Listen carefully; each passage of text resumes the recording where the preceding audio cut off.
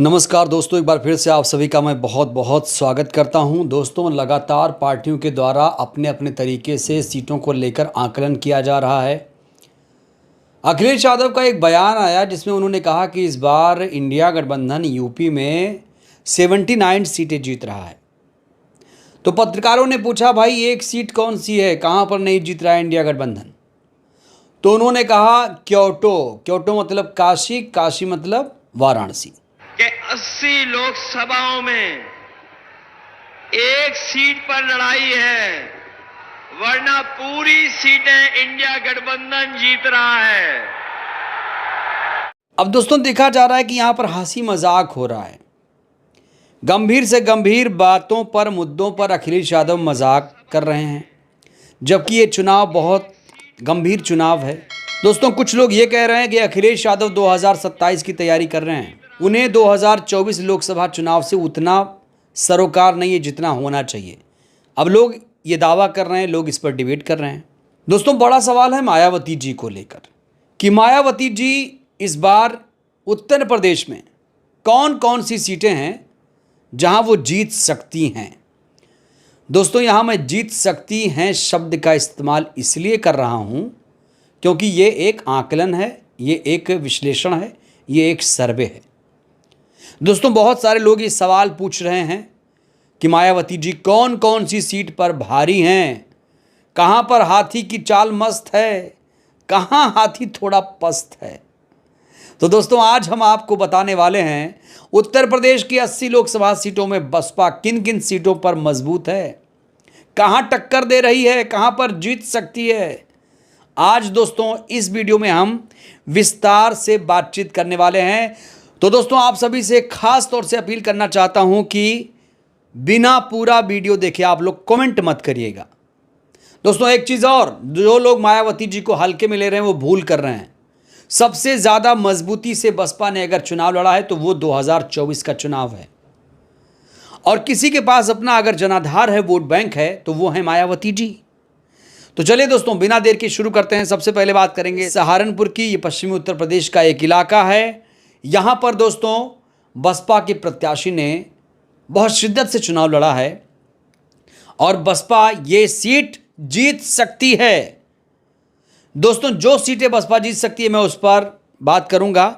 कैराना पर टक्कर है, पीलीभीत पर टक्कर है, रामपुर सीट भी बसपा के खाते में दोस्तों जा सकती है।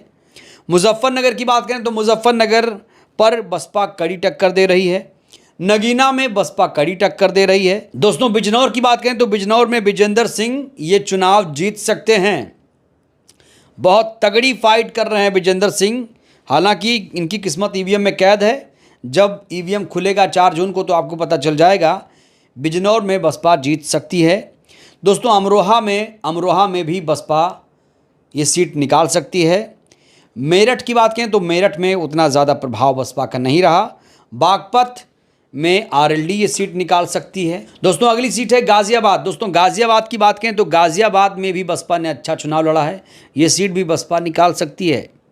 इसके अलावा गौतम बुद्ध नगर में कड़ी टक्कर दे रही है बसपा। बुलंदशहर में बसपा अच्छा चुनाव लड़ रही है।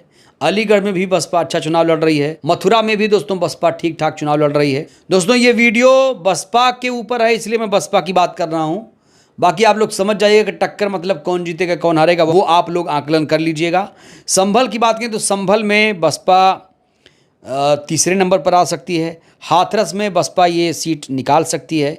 आगरा सीट भी बसपा निकाल सकती है। फतेहपुर सीकरी, फिरोजाबाद, मैनपुरी ये इंडिया गठबंधन में खाते में जा सकता है। दोस्तों, एटा सीट पर बसपा ने अच्छा चुनाव लड़ा है, बसपा ये सीट निकाल सकती है। और आंवला सीट है, आंवला पर भी बसपा ने अच्छा प्रदर्शन किया है। आंवला सीट भी बसपा के खाते में जा सकती है। शाहजहांपुर सीट भी बसपा के खाते में दोस्तों जाती हुई दिखाई दे रही है। लखीमपुर खीरी में इंडिया गठबंधन मजबूत है। धौरहरा की बात करें तो धौरहरा में भी बसपा ने अच्छा चुनाव लड़ा है। सीतापुर सीट पर भी बसपा ने अच्छा चुनाव लड़ा है। हरदोई सीट भी बसपा के खाते में दोस्तों जा सकती है। मिश्रिख बीजेपी के खाते में जा सकती है। उन्नाव में इंडिया गठबंधन जीत सकता है। दोस्तों, अगली सीट है इटावा। दोस्तों, इटावा में भी बसपा अच्छा प्रदर्शन करती हुई नजर आ रही है। सारिका सिंह बघेल ये सीट निकाल सकती हैं। फर्रुखाबाद में टक्कर है।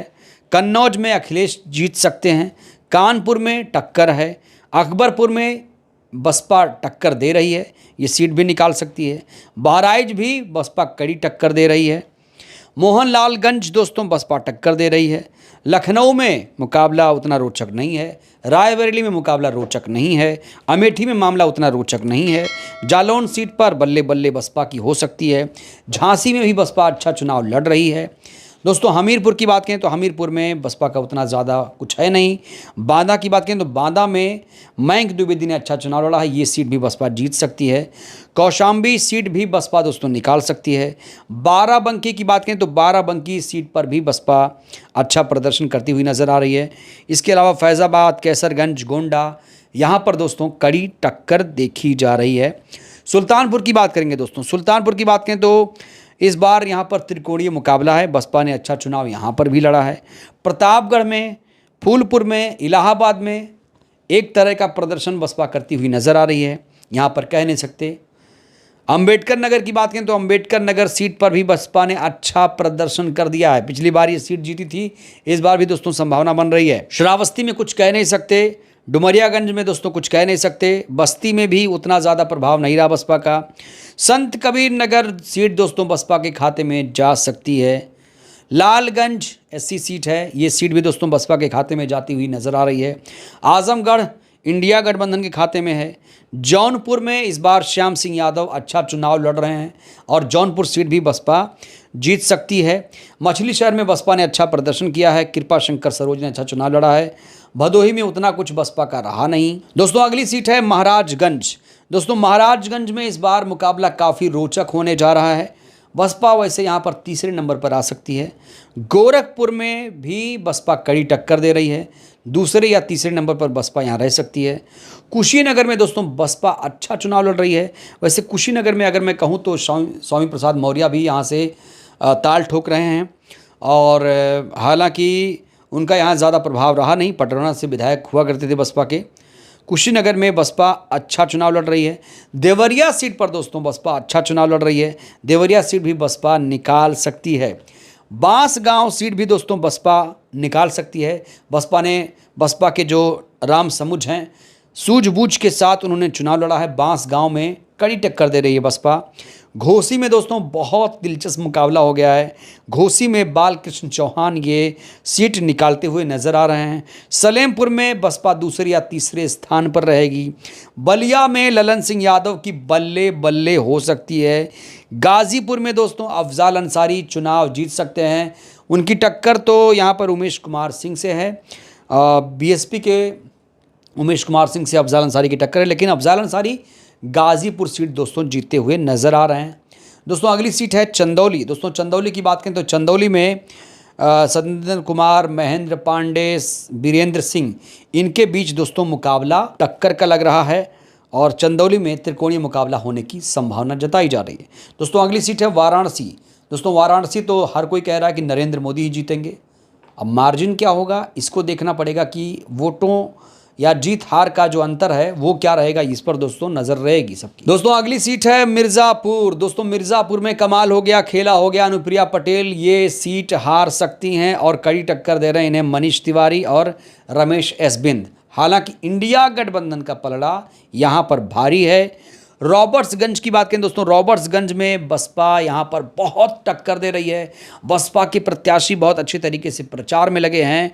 धनेश्वर गौतम यहाँ से दोस्तों चुनाव लड़ रहे हैं और धनेश्वर गौतम कोई शक नहीं कि वो चुनाव यहाँ से ना जीतें, क्योंकि बहुत अच्छे तरीके से चुनाव लड़ा जा रहा है। धनेश्वर गौतम रॉबर्ट्सगंज में दोस्तों इस बार अच्छा प्रदर्शन करते हुए नजर आ रहे हैं। दोस्तों मैं आपको याद दिला दूं कि मायावती जी ने ये चुनाव जो लड़ा है बहुत ही शिद्दत से लड़ा है। उनके भतीजे आकाश आनंद ने भी दोस्तों रैली की थी जमकर, उसका भी फ़ायदा मिलेगा। और मायावती जी ने देखिए एक ही नेता दोस्तों किस तरीके से पूरे देश में घूम घूम कर मायावती जी ने रैलियाँ की हैं, वो तो आपको याद ही होगा कि किस तरीके से कितनी मेहनत की मायावती जी ने। तो दोस्तों कुल मिलाकर देखा जाए तो 30 सीटें, 25 से 30 सीटों तक उत्तर प्रदेश में बसपा दोस्तों अच्छी टक्कर, कड़ी टक्कर दे रही है और 20 सीटों पर चुनाव बसपा जीतने की स्थिति में है। बहुत सारे लोग कह रहे हैं 30 सीटें, कुछ लोग कहते हैं 40 सीटें, लेकिन 40 सीटें नहीं, 40 सीटें ज़्यादा हो जाएगा। 20-30 के बीच में दोस्तों मैं बसपा को रख रहा हूं। 20 और 30 सीटों के बीच बसपा रहेगी।